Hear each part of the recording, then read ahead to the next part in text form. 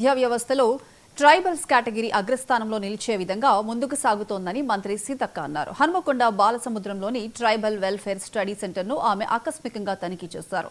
విద్యార్థులకు నాణ్యమైన విద్య, ఆహారం అందుతుందా లేదా అని ఆరా తీశారు. రాష్ట్రంలోని గిరిజన గురుకులాల్లో విద్యా ప్రమాణాలు మెరుగుపడటం హర్షణీయమన్నారు. ప్రభుత్వ విద్య ద్వారా ట్రైబల్ యువత జీవితాల్లో వెలుగు నింపవచ్చని సీతక్క అభిప్రాయపడ్డారు.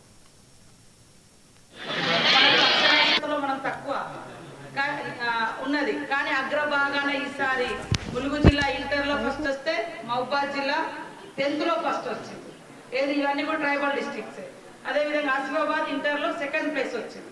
సో ఈ రోజు కూడా ఇక్కడ కోచింగ్ తీసుకునే ప్రతి ఒక్కరు ఖచ్చితంగా మీరు ఏ సబ్జెక్ట్ను ప్రిఫర్ చేసుకున్నారో దాంట్లో రీచ్ కావాలి. ఆ గోల్ను మీరు ఖచ్చితంగా సీట్ సంపాదించాలి, మంచిగా చదువుకోవాలి. ఉద్యోగాలు వచ్చిన తర్వాత ఊర్లను, గూడాలు, తండలు, పల్లెలు మాత్రం మర్చిపోకండి. మర్చిపోతే మరి మీరు ఒక్కరే డెవలప్ అవుతారు. మరి ఊర్లు కూడా డెవలప్ కావాలా వద్దా? అందరు బాగుంటేనే ఊర్లు బాగుంటాయి.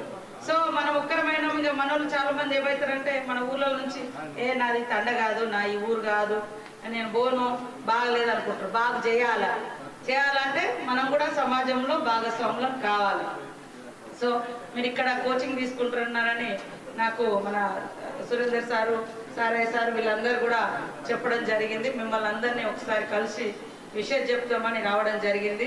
ఏదైనా ఇబ్బంది ఉన్నా కూడా మాకు తెలియజేయండి. తప్పకుండా మేము ఇంకా ఏమన్నా ఫెసిలిటీస్ పెంచాలన్నా అదనంగా బడ్జెట్ కూడా ఇప్పిస్తా. మనకు అక్షరాస్యతలో మనం తక్కువ ఉన్నది కానీ అగ్రభాగాన ఈసారి ములుగు జిల్లా ఇంటర్లో ఫస్ట్ వస్తే మహబూబాద్ జిల్లా 10th లో ఫస్ట్ వచ్చింది. ఏది ఇవన్నీ కూడా ట్రైబల్ డిస్ట్రిక్ట్స్.